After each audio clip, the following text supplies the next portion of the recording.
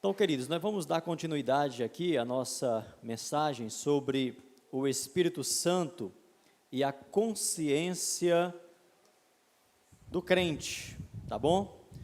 Eu quero repetir com você os dois versículos que nós lemos domingo passado e depois vou ler mais dois textos para a introdução. Então, os dois versículos que nós lemos domingo passado foi Romanos, capítulo 9, versículo 1, que diz: digo a verdade em Cristo, não minto, testemunhando no Espírito da minha própria consciência. E também Romanos 8 e 16, que diz: o Espírito testifica com o nosso Espírito que somos filhos de Deus. E aí eu convido você agora para abrir no Salmo 66, Salmo de número 66, versículo 18. Salmos 66, versos 18 ao 20, diz assim a palavra do Senhor: se eu no coração contemplara o pecado, o Senhor não me teria ouvido. Mas na verdade Deus me ouviu e atendeu a voz da minha oração. Bendito seja Deus que não rejeitou a minha oração, nem desviou de mim o seu amor. Amém? Vamos também ler primeira carta de Pedro, capítulo 3, versículo 16.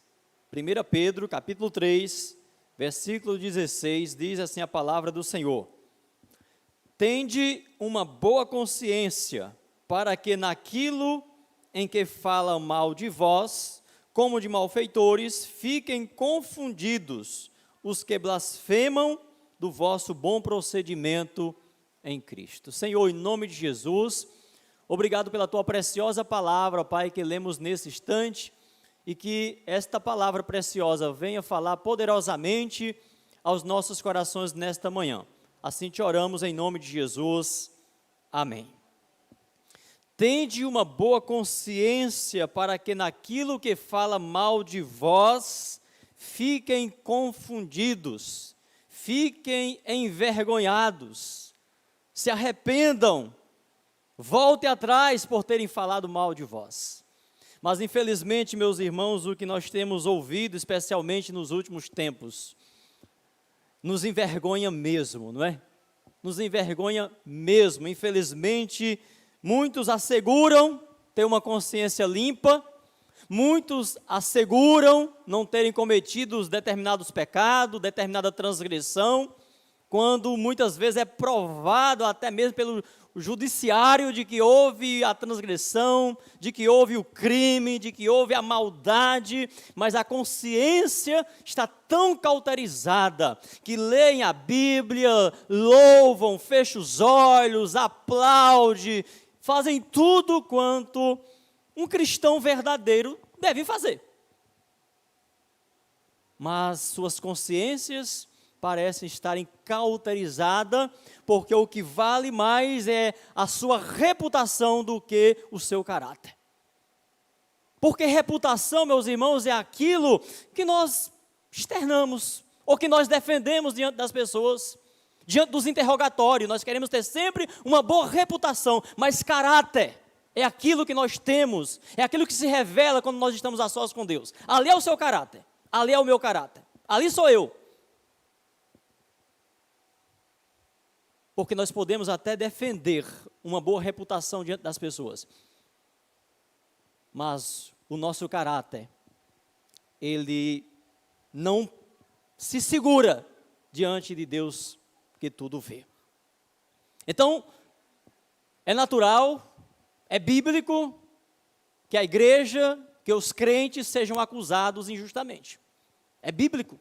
Pedro estava ensinando isso ali no primeiro século, em uma onda de perseguição, de acusações, que começou pelo mestre e agora seguia também aos discípulos, aos apóstolos, à igreja do Senhor. Mas Pedro diz: olha, tenham uma boa consciência, sejam fiéis, para que naquilo que falam mal de vocês, naquilo que acusam, eles fiquem envergonhados.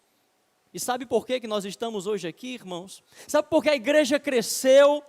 Exatamente porque os acusadores acusavam a igreja falsamente. Porque se os acusadores tivessem razão, a igreja não teria subsistido.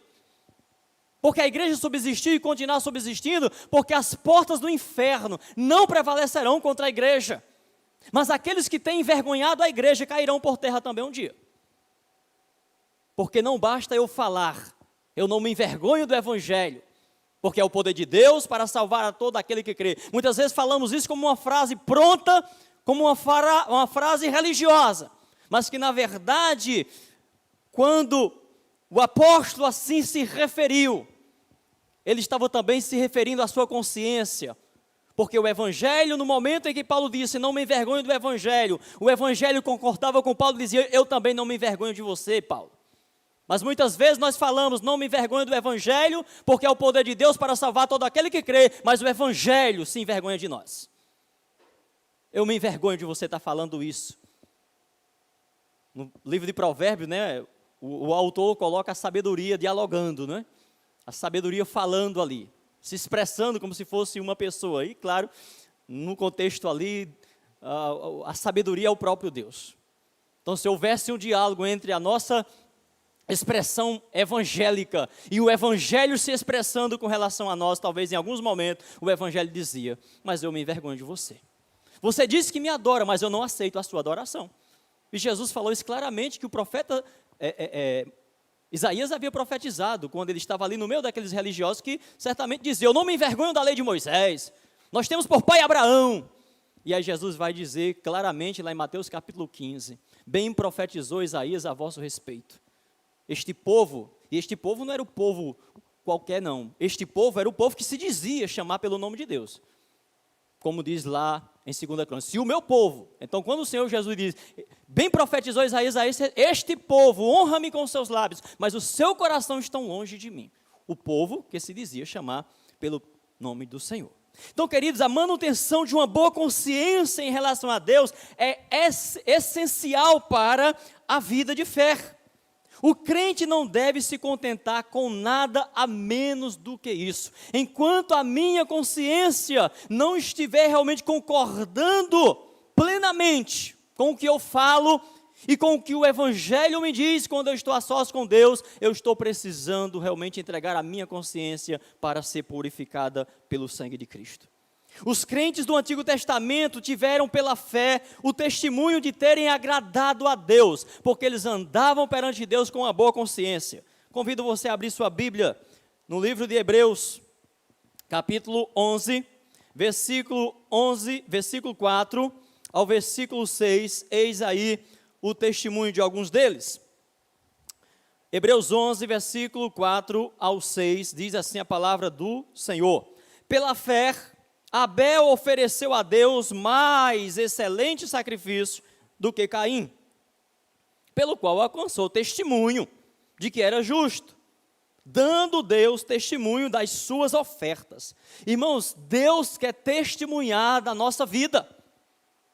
E é quando o nome de Deus é engrandecido, não é quando eu digo, Deus seja engrandecido o teu nome, Senhor seja, não é necessariamente quando eu falo, porque pode não estar sendo verdadeiro, é quando Deus diz, viste o meu servo? É quando Deus, que tem um inimigo cruel e é nosso inimigo também, que é Satanás, ele não tem força contra nós. É quando nossa glorificação, quando o nosso culto verdadeiramente chega ao céu. Deus pode olhar para o inimigo como olhou naquele momento, diante de Jó, e diz, vistes o meu servo? Então Deus quer dar testemunho da nossa fé, dando Deus testemunho das suas ofertas, e por meio dela, depois de morto, ainda fala hoje. Meus irmãos, nós temos que estar preocupados com a nossa vida, com a nossa consciência, não necessariamente para criar uma redoma de proteção enquanto nós estamos nos defendendo, mas para que as gerações futuras, os nossos filhos principalmente, possam realmente se firmarem na palavra, olhando para a nossa vida. Aqui, o autor vai dizer que nós temos uma nuvem de testemunhas, né? Testemunhas fiéis. A gente olha para as escrituras, olha para essa galeria da fé e a gente diz, eu posso, eu vou vencer, eu também vou ser fiel, porque eles eram homens sujeitos às mesmas paixões, mas eles foram fiéis a Deus. Ou seja, essa nuvem de testemunha que nos segue, foram testemunhas que foram fiéis a Deus. Nós devemos também, meus irmãos, formar uma grande nuvem de testemunha para as nossas futuras gerações, para as nossas crianças, para os nossos filhos, para que eles se firmem na palavra e não viva, infelizmente, a hipocrisia que temos vivido hoje no meio da igreja, no meio dos evangélicos. Pela fé, Enoque foi trasladado para não ver a morte. Não foi achado porque Deus o trasladara, pois antes da sua trasladação alcançou o testemunho de que agradara a Deus. Alcançou o testemunho de quem? Dos homens, a aprovação dos homens? Não. Testemunho de que agradara a Deus. Eu já disse algumas vezes aqui, irmãos, e eu vou repetir porque às vezes a gente é mal compreendido.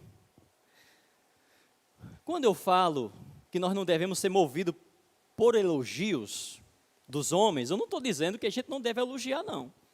Nem que eu rejeite um elogio do irmão, não. Fico muito feliz com o elogio do irmão. O que eu digo, a minha preocupação é de repente alguém não ter a condição de receber determinados elogios e se engrandecer. Ou de repente ficar neutralizado quando ele não for motivado pelos elogios. É isso que eu quero dizer. Não é que eu sou contra o elogio, pelo amor de Deus. Porque alguém já disse, o pastor não gosta de elogio. Não, as pessoas entendem errado o que a gente diz. Eu temo, de repente, elogiar o irmão Ricardo em detrimento do Osto, é isso que eu temo. Elogiar a irmã Luciene em detrimento da irmã Elda, isso eu temo. Porque, é claro, na nossa convivência, nós temos aqueles irmãos mais próximos, sim, temos. Mas diante de Deus é uma comunidade única, é um corpo só, e eu não posso agora estar realmente focado numa pessoa, elogiando, exaltando, tal, o outro vai ficar realmente ressentido. Eu digo isso porque eu já estive sentado aí. E às vezes o elogio parte de uma relação pessoal, e na verdade aquela pessoa não corresponde no geral. E isso causa, de certa forma, dissensão entre o corpo. E por isso nós devemos se preocupar em receber o testemunho de Deus. Mas é claro, meus irmãos, que quando nós temos esse testemunho de que andamos com Deus, não tem jeito, não se pega uma lamparina e coloca debaixo da cama. Vai se destacar. Vai chegar onde Deus quer que chegue, não tem quem impeça. Agindo Deus, quem impedirá? Então, é essa a minha preocupação, de repente, alguém não está preocupado, ou deixar de crescer, ou deixar de avançar, porque não está sendo reconhecido continuamente. Que adianta eu reconhecer continuamente uma ação, se essa ação, de repente, a própria pessoa não tem consciência pura de que é para Deus? Porque se não é para Deus, enquanto estiver sendo reconhecido, vai continuar fazendo, mas no próprio instante que por uma razão ou outra, ou por um lapso da gente, uma fraqueza nossa, que de fato somos fracos, somos falhos, não continuarmos, então a pessoa vai desanimar. A pessoa vai dizer, realmente eu não estou mais fazendo como fazia, porque sempre que eu fazia, o pastor dizia, o pastor falava, o irmão falava, agora não está mais falando nada, eu vou desistir, acho que eu não nasci para essa coisa. Esta a minha preocupação. Porque Deus vai sinalizar. E muitas vezes, quem é pregador sabe, a gente às vezes prega aquela mensagem, e a gente termina um pouco triste às vezes, porque a gente, às vezes, tem aquele sentimento de que não alcançou, de que não atingiu. A gente, às vezes, tem esse sentimento. Mas aí, de repente, a gente está lá fora, ou como nas férias que eu estava, e uma irmã mandou uma mensagem, pastor, meu irmão, eu já prego há mais de 20 anos, mas aquela palavra para mim foi um elogio que encheu-me de alegria e de vontade de continuar fazendo o que eu faço. Então Deus, ele vai no momento certo, de repente você está triste ali, desanimado, né, porque é nossa humanidade se manifestando, aí Deus diz, agora sim, agora ele precisa, agora eu vou dar uma palavra para ele. Aí chega o meu irmão, olha, aquela palavra, aquele ensinamento, aí você diz, Jesus, louvado seja teu nome. Não é que você vai ficar condicionado, mas aquilo realmente, é isso que nós devemos esperar do Senhor, e Deus vai fazer isso. Então, fecha parênteses, então, eu sou humano igual você. Eu gosto de elogio, você gosta de elogio, mas temos que ter cuidado. Nós não gostamos de crítica, mas a crítica é necessária, então devemos ponderar. Eu devo dizer sim, mas eu também devo dizer não, então tenho que conviver, né, com essa linha tênue aí, e elas devem continuar caminhando, e não podemos realmente ficar presos a essa dependência. Versículo 6, ora, sem fé é impossível agradar a Deus, porque é necessário que aquele que se aproxima de Deus, creia que Ele existe, e que é galardoador dos que o buscam. Agora, versículo 39 desse capítulo ainda.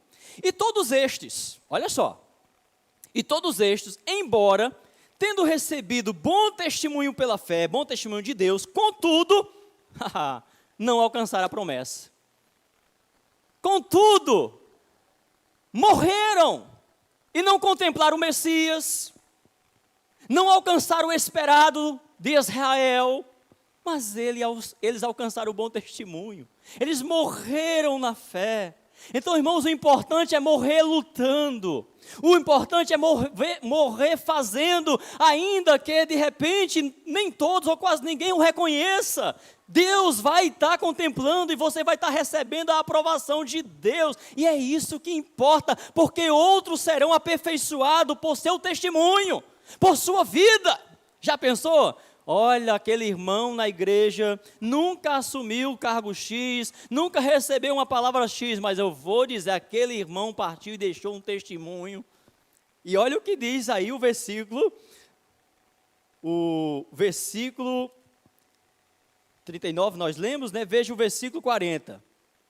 Deus havia provido coisa superior a nosso respeito, para que eles, sem nós, não fossem aperfeiçoados. Ou seja, esses não receberam o devido, não alcançaram o que eles estavam lutando para alcançar, mas o seu testemunho prevaleceu, porque Deus tinha algo a revelar para nós. Ou seja, Deus usou essa nuvem de testemunha para poder realmente trabalhar as nossas vidas. Ou seja, nós somos o povo privilegiado, nós alcançamos, nós estamos realmente vivenciando esta graça. Então, queridos irmãos, no Novo Testamento, ela se coloca, essa consciência, né, se coloca diante de nós, não somente como um mandamento a ser obedecido, mas também como uma graça concedida pelo próprio Deus. Veja, mais uma vez aí, Colossenses, capítulo 1, versículo 10 e versículo 11. Colossenses 1, versos 10 e 11, diz assim a palavra do Senhor: e oramos para que possais andar dignamente diante do Senhor, agradando-lhe em tudo, frutificando em toda boa obra e crescendo no conhecimento de Deus, corroborando com toda a fortaleza, segundo a força da sua glória, em toda paciência e longanimidade com gozo. Vamos para 2 Tessalonicenses, capítulo 1, versículo 11, que nos diz assim a palavra do Senhor: pelo que também rogamos sempre por vós, para que o nosso Deus vos faça dignos da sua vocação, e cumpra todo o desejo da sua bondade, e a obra da fé com poder. Então, o desejo do apóstolo Paulo para a igreja é que estes pudessem cumprir a vontade de Deus, tendo acima de tudo uma boa consciência, tendo a tranquilidade de que este conhecimento não traria para si exaltação, mas traria para si fortalecimento, traria para si ânimo cooperador para o crescimento da obra de Deus. Em Hebreus 13, versículo 21, veja aí, Hebreus 13, verso 21.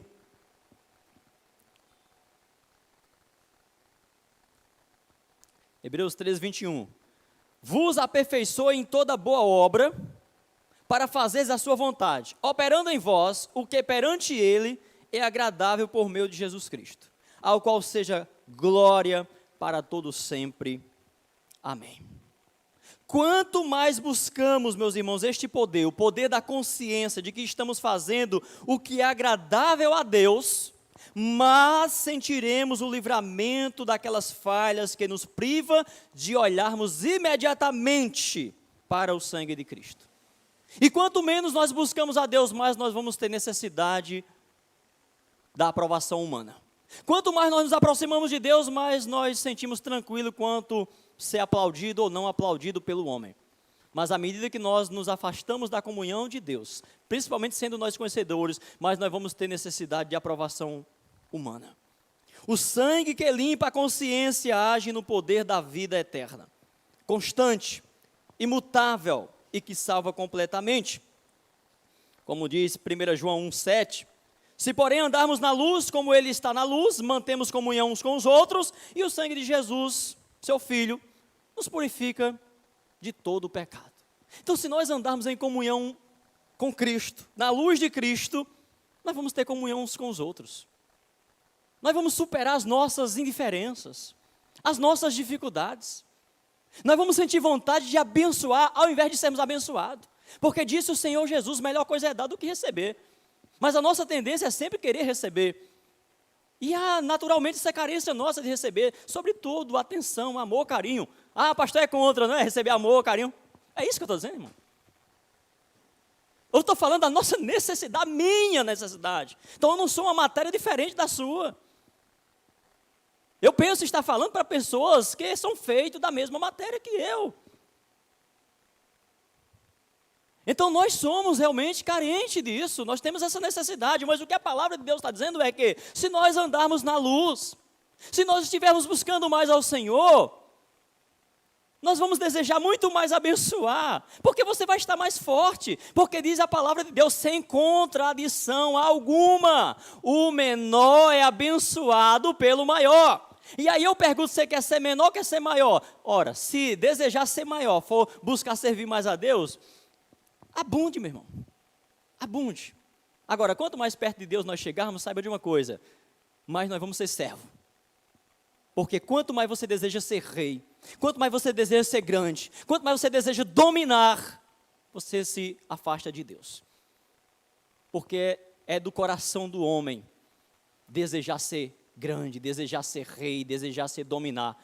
Foi somente no coração de Deus que nasceu o desejo, e ele cumpriu esse desejo de se tornar homem, de se tornar simples, de vir até esse mundo, de deixar o seu trono. O desejo dos homens é assumir um trono, o desejo de Deus para nos salvar foi sair do trono. Foi o que ele fez em Cristo Jesus. E Jesus Cristo disse, olha, o que serve é maior do que o que é servido. Dentro daquele contexto, Jesus estava servindo. Olha, eu estou servindo, eu sou grande. A causa da fraqueza da nossa fé, meus irmãos, é falta de uma consciência limpa. E aí não tem jeito, quando nós não estamos com a nossa consciência limpa, nós contemplamos sujeira em tudo quanto é canto, toda janela está suja. Todas as janelas estão sujas quando a nossa consciência não está limpa. Perceba como Paulo conecta as duas coisas em 1 Timóteo, vamos ver aí, 1 Timóteo, capítulo 1, versículo 5, primeiramente. 1 Timóteo, capítulo 1, versículo 5, diz assim a palavra do Senhor.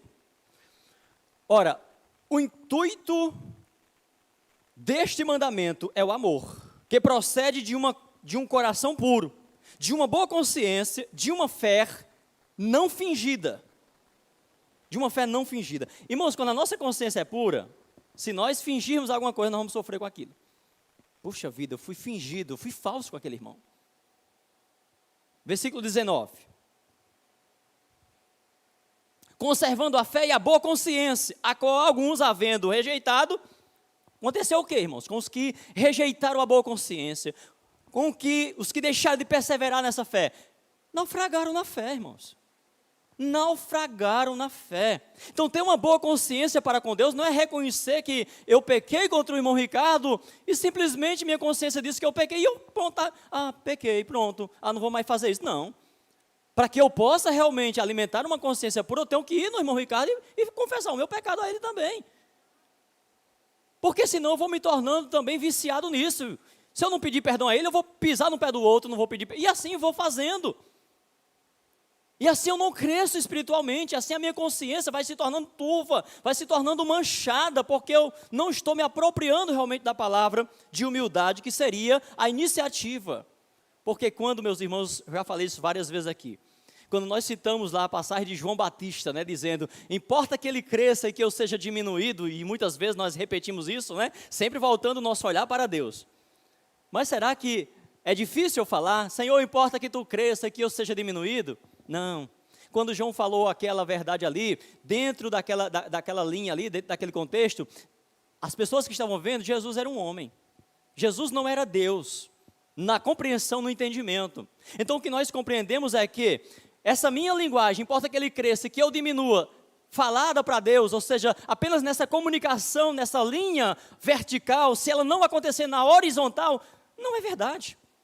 Agora, quando eu desejo que o meu irmão cresça, certo? Que o meu irmão realmente possa galgar, né, o posto, a posição que realmente Deus deseja, e que ele realmente aprenda, seja melhor do que eu, aí sim, aí o texto vale. Ou seja, importa que ele cresça, ou seja, eu vou cooperar, eu vou contribuir para o crescimento do meu irmão. Mas tem pessoas que às vezes, não vou ensinar tudo para ele não vou passar não, porque vai que ele se torna melhor do que eu, vai que ele pregue melhor do que eu, vai que ele ensina melhor do que eu, vai que ele domina melhor, eu vou perder meu local, meu lugar, minha posição. Irmão, esse sentimento, ele é medíocre, ele é pobre. Ele é pobre. Se Deus quiser te tirar do seu lugar, não precisa o outro crescer não, Deus tira você sem você crescer mesmo, sem o outro crescer mesmo. Não adianta, não vai ser criando uma redoma à minha volta que eu vou permanecer na Igreja Batista de Montes. Não vai ser criando pessoas para me defender que eu vou permanecer. Se Deus não quiser que eu permaneça, eu saio amanhã. Então isso vale para você também.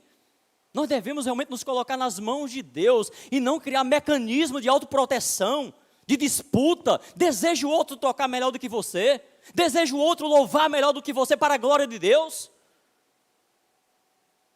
Mas não podemos agora ficar com medo de perder posição, não. No reino de Deus nós não alcançamos posição. Na obra de Deus não é eu que galgo uma posição, é Deus que coloca. Então se Deus te deu o dom, se Deus te deu um talento, glorifique, sirva a Deus. E se não tiver lugar para você servir a Deus, fique tranquilo, porque Deus vai abrir uma outra porta para você servir. Mas exalte o Senhor, não crie situação, não crie problema. Não deseje que o outro não cresça. Deseje sempre que o outro esteja crescendo. Eu acho muito belo aqui o irmão Ricardo. O irmão Ricardo toca muito bem, não toca? Toca muito bem, irmão Ricardo. Toca muito bem. Mas eu sei que ele tem um prazer, alegria de ver os meninos aqui, tocando, assumindo. Nós devemos desejar isso, irmão. Eu sei que o irmão Elton, da mesma forma, se for o caso, ele vai desejar ficar lá sentado ali, só orientando, para ver os outros crescendo, para ver os outros aprendendo. Devemos desejar isso, meus irmãos, porque quanto mais dons, quanto mais talentos, quanto mais pessoas servindo, mais nós teremos a chance de avançar. Já pensou a gente aqui com 3 conjuntos, de repente temos uma congregação que é o nosso sonho, lá na Serrinha, então o Elton, coordenador de som e instrumento, olha, esse ministério, esse grupo aqui vai tocar lá na nossa congregação, e a igreja aqui não vai sofrer nenhuma dificuldade. Por quê? Porque a igreja teve a alegria, a liberdade de ensinar, de instruir, de deixar com que todos cresçam, porque tem espaço para todos. O meu primeiro ministério de pregação não foi aqui dentro não, foi no ônibus, foi no trem. Nunca desejei pregar aqui, nunca pedi para pregar aqui, nunca tive essa preocupação, pregava em ônibus, em trem, não, foi uma alegria, uma satisfação, mas eu confesso para os irmãos que, pelo menos naquele primeiro momento, a minha maior satisfação era pregar para um grupo maior, e eu pregava para 1000 pessoas, pregava, no terminal de Parangaba, eu não conto as vezes, que eu preguei ali para aquele terminal lotado, e uma vez eu preguei com a Bíblia católica, passei 1 hora com aquela Bíblia, ainda mostrava a foto lá do Papa para mostrar que era a Bíblia católica mesmo, que era a tradução lá de um padre, no trem, no tempo que era permitido, do centro até a Vila das Flores, pregando ali para multidões mesmo, vagões lotados, e tinha o privilégio de estar pregando sempre para novo público, né, para novos públicos, né? Então sempre se renovando ali nos vagões. Então, meus irmãos, nós devemos ter uma consciência tranquila. Veja o versículo, capítulo 3 de 1 Timóteo, versículo 9. 1 Timóteo, capítulo 3, versículo 9 diz: conservando o ministério da fé, com a consciência pura. Como que eu vou conservar o meu ministério, se não com consciência pura? Como que eu vou estar aqui lutando, berrando, me esforçando para defender o meu ministério, sem uma consciência pura? Aliás, eu não sou de defender o meu ministério, eu não sou de defender a mim mesmo, e como Paulo disse, há um outro que me defende, há um outro que apresenta a minha consciência diante de quem quer que seja, é o próprio Deus. Porque quanto mais nós nos defendemos, se essa defesa ela não for legítima, ela vai cair por terra. Conservando o ministério da fé com a consciência limpa. A consciência é o fundamento da fé. Abra a sua Bíblia, em 1 João, capítulo 3, versículo 21 ao 22. 1 João, capítulo 3, versículo 21 ao versículo 22. Amados, se o coração não nos condena, ou a consciência, temos confiança para com Deus. Se qualquer coisa que lhe pedirmos dele, a receberemos, porque guardamos os seus mandamentos e fazemos o que lhe é agradável. Ora, o seu mandamento é este, que creiamos no nome de seu Filho Jesus Cristo, e nos amemos uns aos outros, segundo o mandamento que nos concedeu. Então, a consciência é o fundamento da nossa fé, da nossa comunhão com o Senhor. Então, não tem como nós contemplar no nosso coração pecado e nós orarmos a Deus. Então, por isso que o salmista disse, olha, se eu na minha oração tivesse contemplado o pecado no meu coração, Deus não teria me ouvido, ou seja, é um testemunho. Como? É incompatível eu estar diante de um Deus santo, suplicando, intercedendo, com o meu coração ou a minha consciência me acusando. Jesus disse claramente que é para os que o amam e guardam os seus mandamentos que a promessa do Espírito é dirigida. Então não tem como também eu ter uma vida cheia do Espírito Santo, eu crescer na graça e no conhecimento com a consciência pura, se realmente eu não guardar os seus mandamentos. Como podemos, meus irmãos, reivindicar confiadamente essa promessa, a não ser que, em simplicidade infantil, nossa consciência possa testificar que preenchemos as condições? Ou seja, Senhor, eu quero ter uma vida cheia do Espírito Santo. Senhor, eu quero te servir. Senhor, eu quero ser dedicado nesse meu ministério. Se, de fato, eu não tenho essa simplicidade, essa condição de orar assim. Até que a igreja possa subir à altura de seu santo chamado como intercessora e reivindicar essas promessas ilimitadas que lhe estão disponíveis, os crentes se aproximarão de seu Pai, regozijando-se como Paulo, no testemunho da sua consciência, de que pela graça de Deus estão andando em santidade e sinceridade divina. Como nós lemos domingo passado, né? O testemunho da minha consciência, né? 2 Coríntios 1, 12. Eu tenho o testemunho da minha consciência. Devemos compreender, queridos, que esta conduta exige profunda humildade e traz a maior glória para a graça ofertada por Deus, levando-nos a desistir das nossas pretensões de que podemos alcançar por nós mesmos o padrão que Ele propõe em conceder-nos gratuitamente. Não alcançaremos por nós mesmos. Como podemos, ou como se pode alcançar, ou se alcançar dessa vida santa, que nos possibilita invocar diariamente a Deus, e testemunhando aos homens, como Paulo? Como podemos alcançar? No capítulo 9, versículo 1, que nós lemos, Paulo diz, digo a verdade em Cristo, não minto, testemunhando comigo no Espírito Santo, a minha própria consciência. O primeiro passo para se alcançar essa consciência limpa, tranquila, em que você pode orar, em que você pode reivindicar, né? E reivindicar aqui não é falar para Deus que você é merecedor, mas é no sentido de, Deus, eu quero ter uma vida cheia do Espírito Santo. Você está reivindicando, porque a Bíblia promete, mas aí, para você realmente ter essa autoridade, alcançar realmente essa graça, você tem que ter o testemunho da sua consciência. Então, o primeiro passo, meus irmãos, é humilhar-se sob a reprovação da consciência. Ou seja, o primeiro passo para eu alcançar uma vida cheia do Espírito Santo, para eu alcançar um bom testemunho, para que o próprio Deus testemunhe de mim mesmo, da minha consciência, eu preciso com humildade reconhecer a reprovação da minha consciência. Eu preciso ouvir a minha consciência no momento em que eu estiver orando. Então, queridos, não se contente com uma confissão superficial de que algo está errado. Não, eu estou contente, algo está errado na minha vida. Mas se algo está errado nas nossas vidas, nós vamos ficar na inércia, sem tomar uma atitude, quando nós temos a liberdade de adentrar o Santo dos Santos, quando o véu já foi rasgado, nós não precisamos necessariamente ter que nos dirigir a um sacerdote ou a alguma pessoa para poder resolver aquela situação. Então, não contente com a confissão superficial de que algo esteja errado na sua vida. Ora a Deus em confissão sincera. É um ato de humilhar-se. Orar a Deus em confissão sincera é um ato de humilhar-se. E se essa confissão for sincera mesmo, se ela é relacionada a alguém que nós ferimos, certamente o Espírito Santo, o Senhor que recebeu ali a nossa oração, vai nos dar coragem e vai nos dar a humildade para nós confessar o nosso pecado. Então tome cuidado com a confissão, com a confusão entre transgressão real e tentação para pecar. Confissão real e tentação para pecar. Então, ser tentado para pecar, o crente mais santo é tentado. Então, ser tentado para pecar não é pecado. Agora, quando o pecado, ele alcança realmente a nossa alma, a nossa consciência, aí não tem como seguir em frente se não houver a confissão real.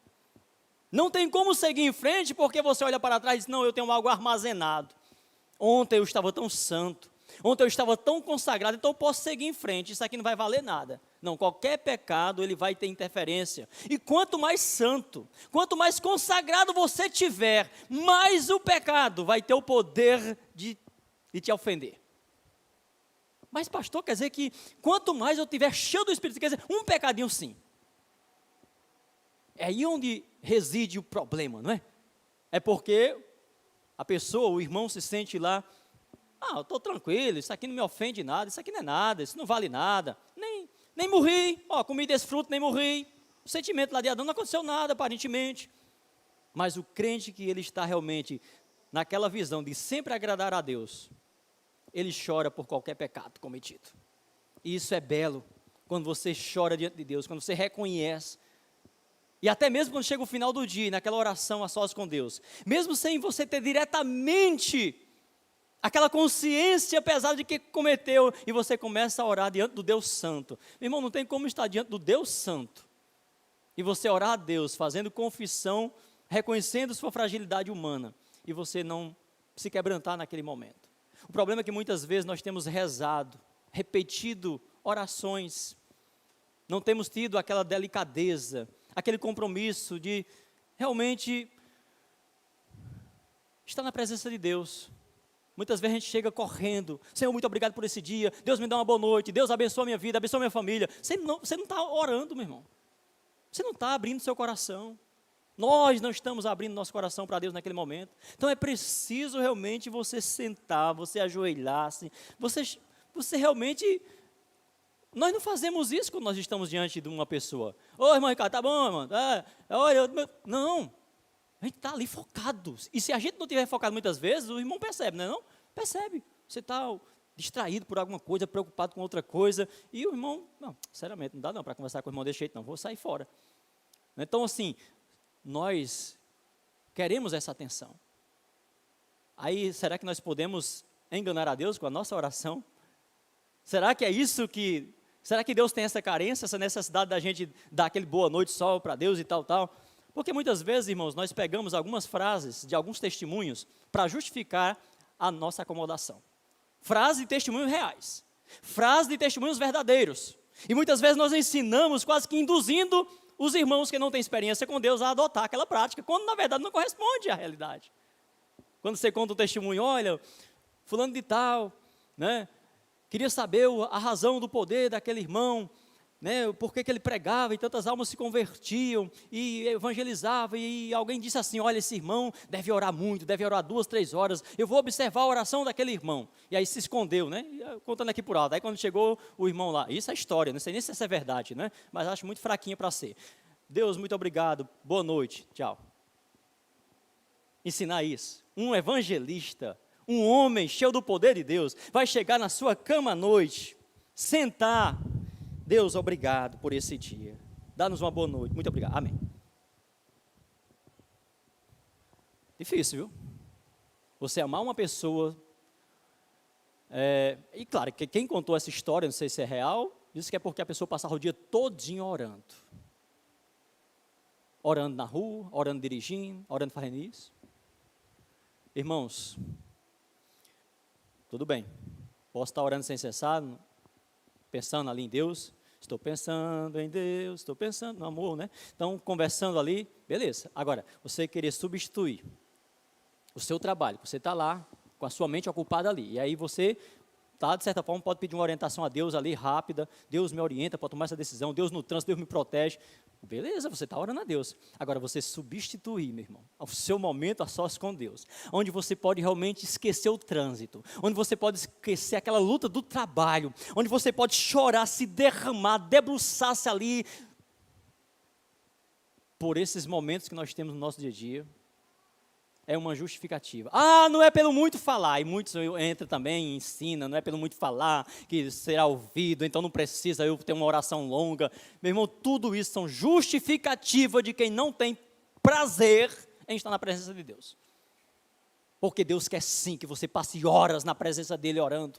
Deus quer que você passe horas ali meditando, clamando a Ele sim. Não porque Deus tenha carência ou necessidade, mas porque eu preciso, você precisa. E você sabe muito bem a diferença entre você chegar e passar lá aquela oração rotineira, rapidinha, e você ter aquele momento de derramamento, de orar, você sai fortalecido, você sente a presença de Deus, é diferente. Por que não é? Todo mundo já teve essa experiência, por que eu vou ensinar diferente? Eu estou falando para pessoas que eu entendo que já teve essa experiência. Se você não teve, experimente. Faça uma semana dessa oração, né, do trânsito, do trabalho, do lavar a louça, do varrer a casa. Não estou dizendo que é errado e que não é oração não, viu, irmão? Por favor, certo? Eu estou dizendo que esse momento da gente estar varrendo a casa, passando um pano e ali glorificando a Deus, orando, lavando uma louça, pedindo, ó Senhor e tal, você não pode substituir. É insubstituível aquele momento. Por que Jesus disse lá na oração? Quando fores orar, fecha a porta do teu quarto. Ou seja, é um momento a sós, é um momento exclusivo, é um momento de examinar a consciência. É um momento apropriado, irmãos, para nós nos derramarmos diante de Deus. Então, queridos, em silêncio, submissão e humilhação, conceda à consciência tempo para reprovar e condenar qualquer pecado. Então, no nosso dia a dia, pode realmente nós termos sido infectados, uma seta ter entrado, e é naquele momento de tempo ali, diante de Deus, que a nossa consciência, que o Espírito Santo vai estar trabalhando com a nossa consciência. Então, para concluir, diga para o seu pai, é uma oração aqui, diga para o seu pai que você, pela sua graça, irá obedecer mesmo nas menores coisas. Aceite mais uma vez a oferta de Cristo, de governar totalmente seu coração, habitar em você como Senhor e dono. Confie que Ele, pelo seu Espírito Santo, fará isso, mesmo quando você sentir-se fraco e desamparado. Lembre-se de que a obediência, o acolhimento e observância das palavras de Cristo em sua vontade e vida é o único caminho para provar a realidade de sua rendição a Ele e o seu interesse em sua obra e graça. Permita em fé que pela graça de Deus você irá procurar sempre ter uma consciência livre de ofensa a Deus e aos outros. Ore a Deus, Deus, eu quero ter uma consciência livre, Senhor, de ofensa a Ti e ao meu próximo.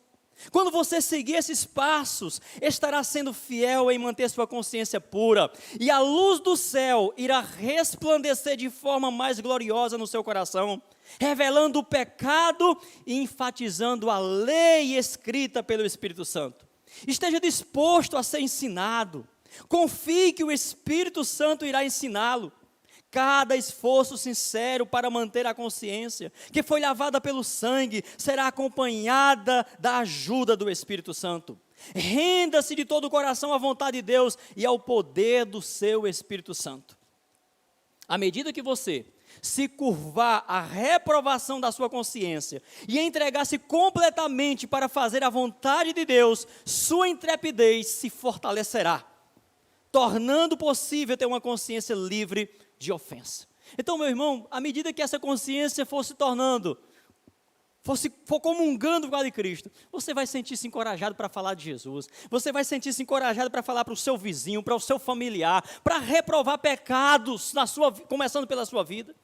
O testemunho da consciência sobre o que você está fazendo irá fazer pela graça, será acompanhada pelo testemunho do Espírito sobre o que Cristo está fazendo e irá fazer.